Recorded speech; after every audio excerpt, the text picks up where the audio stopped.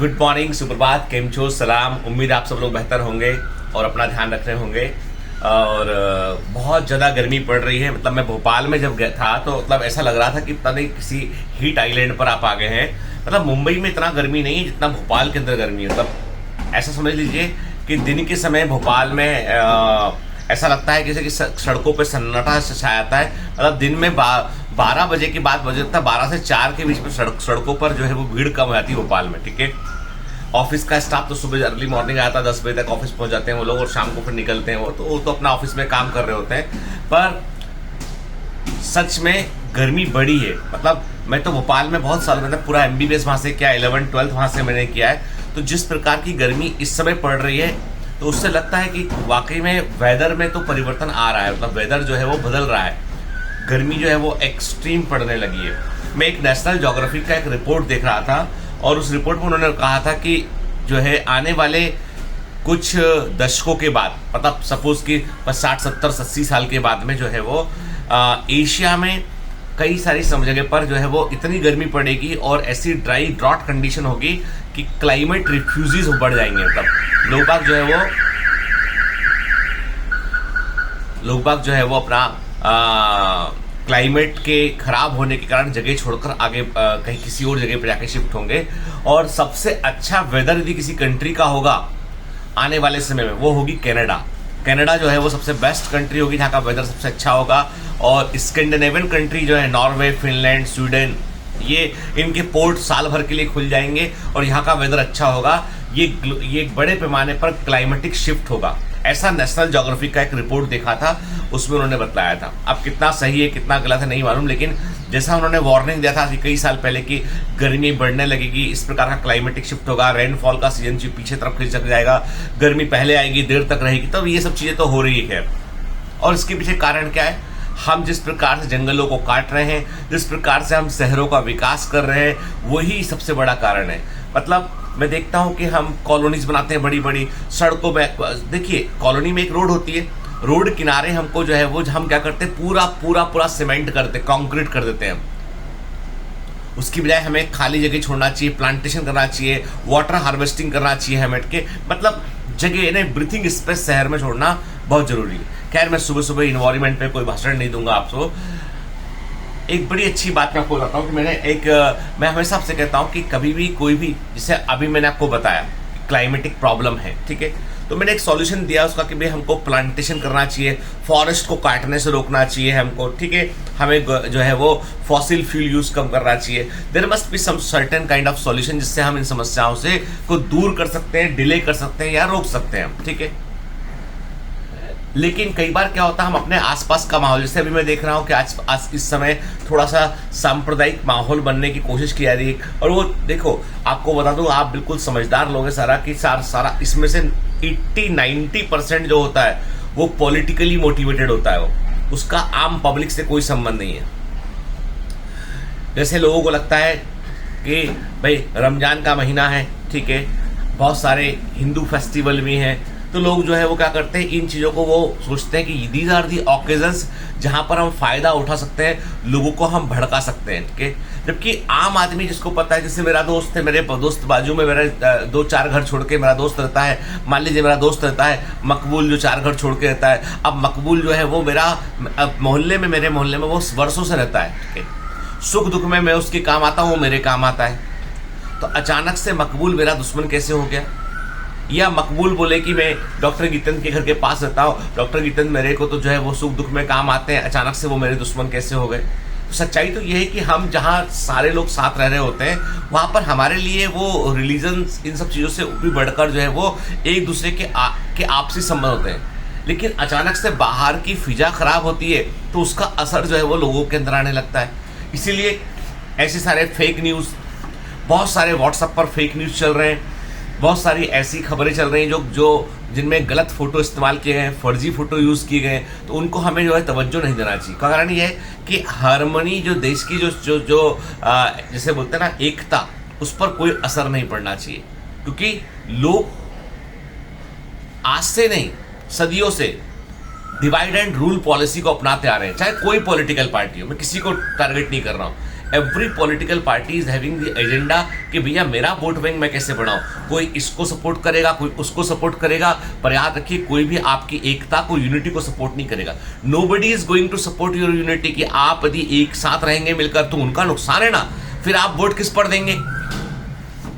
फिर आप वोट देंगे कि तुमने सड़कें कितनी बनाई, तुमने हमारे बच्चों की पढ़ाई के लिए क्या किया, तुमने हमारे रोजगार के लिए क्या किया, तुमने हेल्थ केयर के सिस्टम को इंप्रूव करने के लिए क्या किया, करप्शन इतना क्यों है, ठीक है, तुम पेट्रोल डीजल के इतने दाम क्यों बढ़ते चले जा रहे हैं, क्यों टोल टैक्स महंगा होता चला जा रहा है। तो आप वोट मांगेंगे फिर उन चीजों पर, ठीक है, आप वोट देंगे विकास के एजेंडा पे, डेवलपमेंट के एजेंडा पे, चाहे किसी की गवर्नमेंट हो।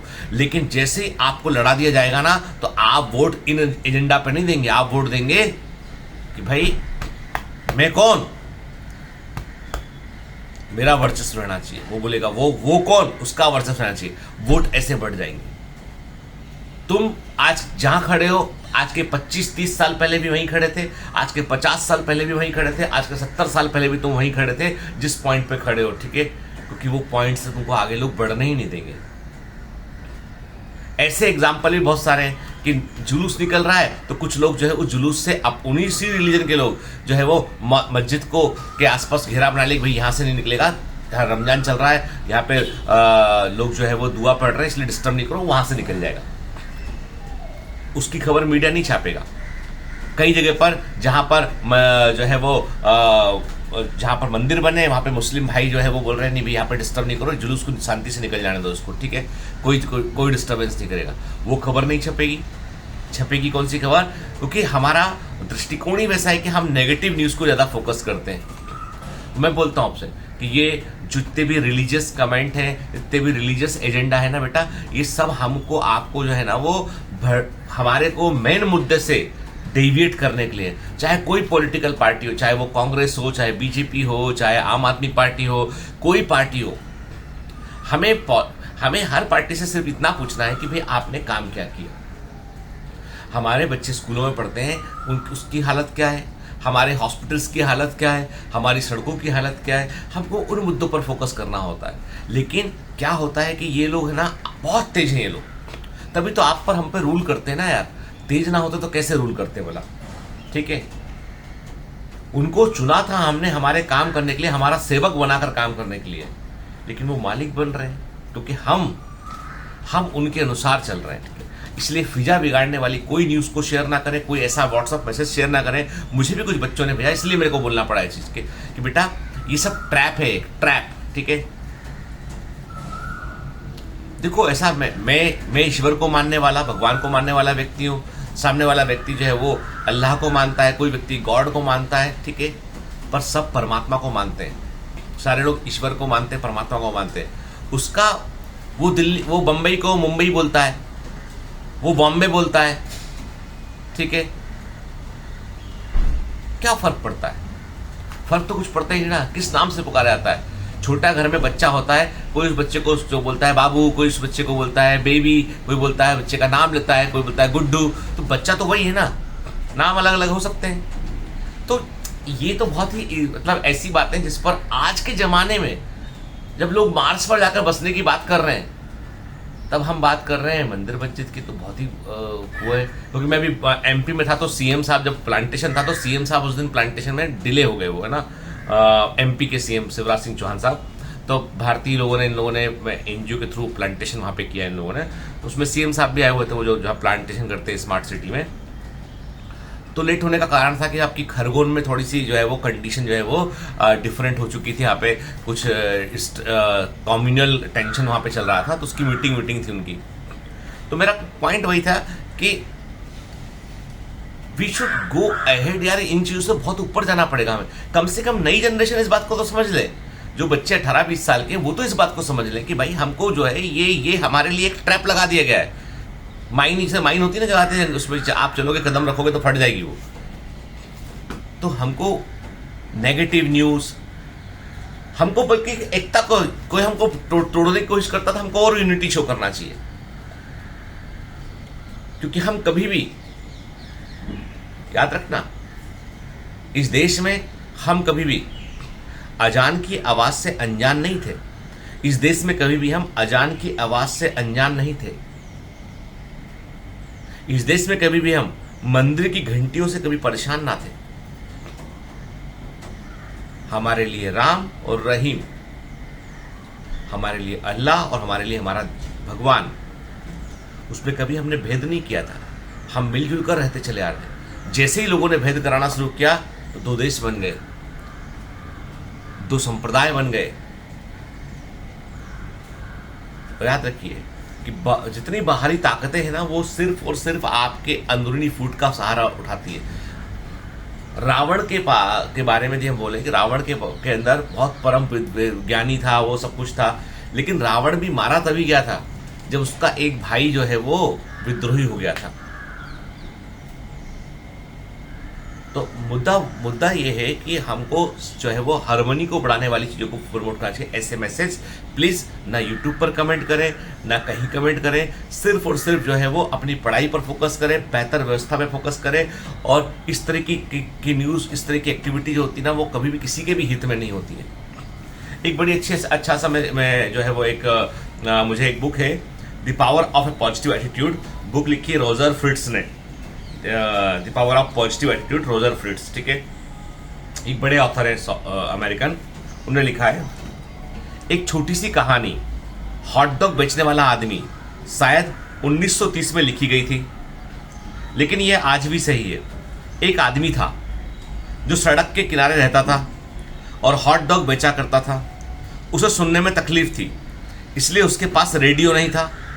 उसे देखने में तकलीफ थी, इसलिए वह अखबार नहीं पढ़ता था, लेकिन वह अच्छे हॉट डॉग बेचता था। वह सड़क के किनारे खड़ा हो गया और चिल्लाने लगा, मिस्टर, सबसे बढ़िया हॉट डॉग खरीदे। लोगों ने खरीदा। उसने अपने मीट और बन का ऑर्डर बढ़ा दिया। अपने व्यापार का ख्याल रखने के लिए उसने एक बड़ा सा स्टोव खरीद लिया। उसका व्यापार चल निकला, पैसा आने लगा। उसने अपने बेटे का कॉलेज में एडमिशन कराया। उसका बेटा कॉलेज से आकर उसकी मदद भी करने लगा। तब कुछ हुआ। उसके बेटे ने कहा, डैड, आप रेडियो नहीं सुनते हैं ना, और ना आप अखबार पढ़ते हैं। क्या आपको पता है यूरोप की हालत बहुत खराब है, घरेलू हालत तो और भी खराब है। तब उसके पिता ने सोचा, मेरा बेटा कॉलेज गया है, वो अखबार पढ़ता होगा, वो रेडियो सुनता है, इसलिए मेरे बेटे को सही जानकारी होगी। इसलिए उसके पिता ने मीट और बन का ऑर्डर छोटा कर दिया। अब वो सड़क के किनारे खड़ा होकर हॉट डॉग नहीं बेचता था। अब उसका उत्साह कम पड़ गया। कुछ ही दिन में उसके हॉट डॉग की बिक्री कम हो गई। तब पिता ने अपने बेटे से कहा, बेटा तुम सही थे, सच में हम ग्रेट डिप्रेशन के बीच में हैं। अब इस छोटी सी स्टोरी से क्या मालूम चला? इस छोटी सी स्टोरी से मालूम चला कि सब कुछ ठीक था, सिर्फ एक खबर, एक न्यूज उस आदमी तक पहुंचा दी गई। उसके बेटे ने पहुंचाई कि यूरोप में बड़ी गड़बड़ चल रही है, यूरोप के हालात बड़े खराब हैं। वो डर, डिप्रेशन और वो न्यूज इतनी नेगेटिव थी कि उस आदमी ने अपने ऑर्डर छोटे करे, भाई यूरोप की हालत खराब चल रही तो पता नहीं मेरा मेरे कहीं हॉट डॉग बिके ना बिके। तो उसने अपनी बन कम कर दी। उसने अपनी जो टिक्की लगाते हैं, मीट टिक्की, वो भी कम कर दी उसने। उत्साह कम पड़ गया कि पता नहीं लोग खरीदेंगे कि नहीं खरीदेंगे। जी यूरोप में इकोनॉमिक क्राइसिस चल रही है, तो पता नहीं मैं आवाज़ लगाऊंगा तो लोगों को बुरा ना लग जाए, तो वो भी कम कर दिया उसने। सच में बिक्री कम हो गई और उसको ये लगने लगा कि अरे यार देश के तो बड़े खराब हालत है, मतलब बिक्री कम हो गई मेरी, जबकि ऐसा था नहीं। एक खबर यदि बेटे ने ना दी होती तो शायद वो उसी उत्साह में काम कर रहा होता, वैसे धंधा चल रहा होता उसका। तो खबरों से फर्क पड़ता है। Point is that the news affects your subconscious mind.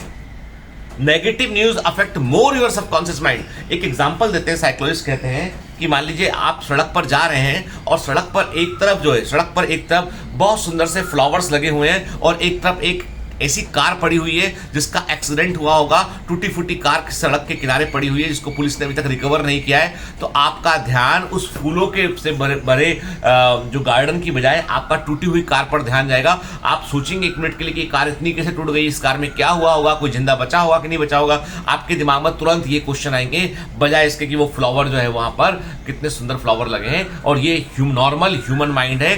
That's why negative news sells more, इसलिए नेगेटिव न्यूज ज्यादा बिकती है। इसलिए जो है यूट्यूब भी नेगेटिव न्यूज वाले चैनल को वो जैसे से लोग देखते हैं, अधिक देखते हैं तो अधिक उसका इंप्रेशन जनरेट होता है। यानी यूट्यूब का इस समय का एल्गोरिथम ये है कि पहले घंटे में यदि आपका वीडियो जितना देखा जाएगा उसी हिसाब से अगले घंटे के इंप्रेशन तय होंगे, और अगले घंटे में जितना देखा जाएगा उसके बाद अगले उसके नेक्स्ट आवर के इंप्रेशन तय होंगे। जितने इंप्रेशन दिखाए जाएंगे उन इंप्रेशन को कितने लोग क्लिक करते हैं उससे एक परसेंटेज निकलेगा, फिर आपका वीडियो आगे बढ़ेगा। ये मेरा एनालिसिस से मैंने देखा है कई वीडियो में कि कितने वीडियो आप देखोगे इस चैनल के वीडियो 5,000 तक आके रुक जाते हैं क्योंकि वो इंप्रेशन जाते ही नहीं आगे वो।